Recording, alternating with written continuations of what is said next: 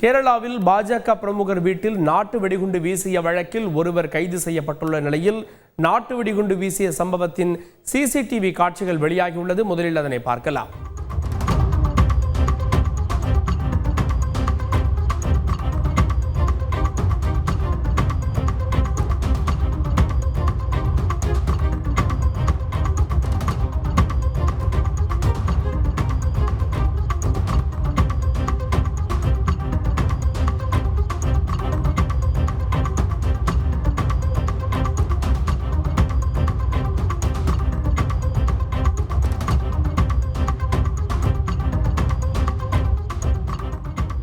இது குறித்த கூடுதல் தகவலை செய்தியாளர் சிவசபாபதியிடம் கேட்கலாம். சிவசபாபதி, இந்த சம்பவம் எங்கே நடந்தது? கைது செய்யப்பட்டிருக்கக்கூடிய நபர் யார்? கூடுதல் விவரங்கள்.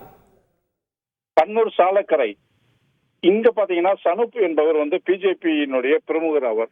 கடந்த 2-3 தினங்களுக்கு முன்பு பாத்தீங்கன்னா அங்க பிஜேபியினருக்கும் கம்யூனிஸ்ட் கட்சிக்காரனுக்கும் இடையில ஒரு தகராறு ஏற்பட்டதுல 2 கம்யூனிஸ்ட் கட்சியினரை பிஜேபி வெட்டிட்டாங்க அப்படின்னு சொல்லிட்டு 4 பிஜேபியினர் கைது செய்யப்பட்ட நிலையில இதற்கு காரணமாக இருந்தவர் சனுப் என்று கருதி கம்யூனிஸ்ட் கட்சியை சார்ந்த அருண் என்பவர் பாத்தீங்கன்னா அவங்க வீட்டுல நாட்டு வெடிகுண்டு வீசிருக்காரு. அந்த நாட்டு வெடிகுண்டு பாத்தீங்கன்னா வீட்டுல யாரும் இல்லாத சமயத்துல வீசப்பட்டதுனால மதில்ல பட்டு வெடிச்சு மதில் மட்டும் சேதமடைஞ்சிருக்கு.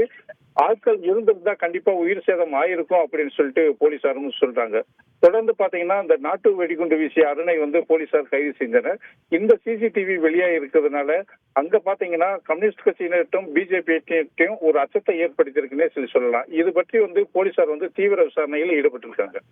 கேரள கண்ணூரை அடுத்த சாலக்கரை பகுதியில் பாஜக பிரமுகர் இல்லத்தில் நாட்டு வெடிகுண்டு வீசப்பட்டிருக்கிறது. அது தொடர்பாக ஒருவர் கைது செய்யப்பட்டிருக்கிறார். அதனை முக்கிய செய்தியாக பார்த்தோம். கூடுதல் விவரங்களுக்கு நன்றி சிவசபாபதி.